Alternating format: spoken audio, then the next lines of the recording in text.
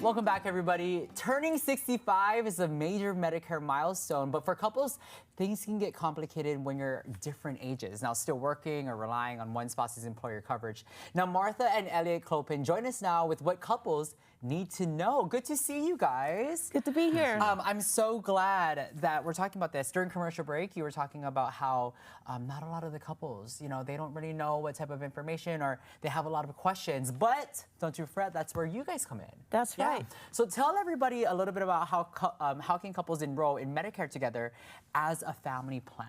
Well, that's just the biggest, thing that people don't realize. You cannot sign up as a family plan. When you're working, family plan, but with Medicare, it's an individual journey. And because it's based on your age, sometimes one spouse is a different age. So one spouse can jump right into Medicare, but the other spouse has to seek a different type of health care coverage. So there is no family coverage when it comes to Medicare. Does it automatically kick in if you claim Social Security at 62?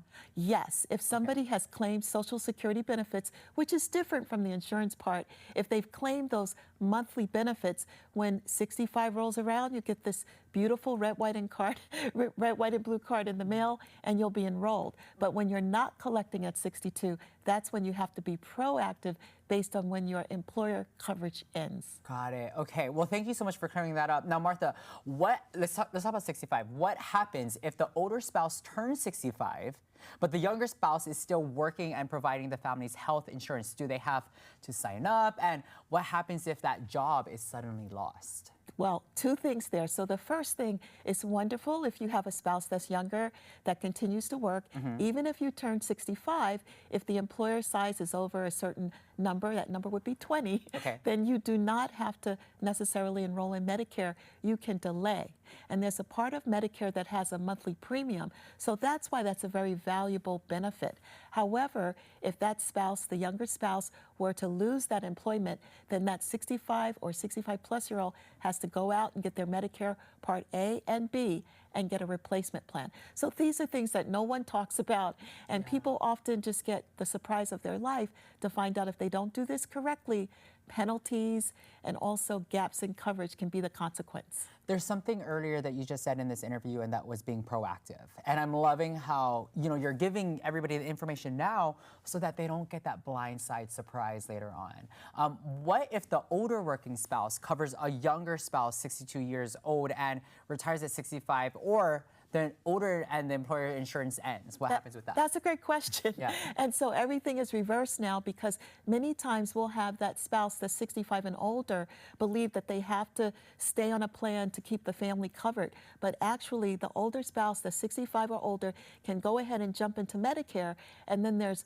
COBRA coverage if you were working, or healthcare.gov used to be Obamacare. So those are options, the appropriate options for your younger family. But we have people that are paying thousands and thousands of dollars per month in insurance because they think they need to have that other insurance, but they need to get their Medicare because their employer plan has gone away. So one of the reasons we chose this topic, someone listening said, hey, Martha, talk about couples, because my spouse and I, we just cannot communicate well about what to do with the insurance. And my spouse is talking to friends and I'm talking to other people, and we're all confused. So they said, please, talk about this, and thank Living 808 for always allowing us to present this educational information. Yeah, no, of course. And obviously, we love listening to our viewers, and I'm so glad that people are comfortable just asking you guys if you guys can talk about this, because if they're having questions, who else is probably having questions too, right? Exactly. Okay, Elliot, let's bring you into the conversation. What about stay-at-home parents or spouses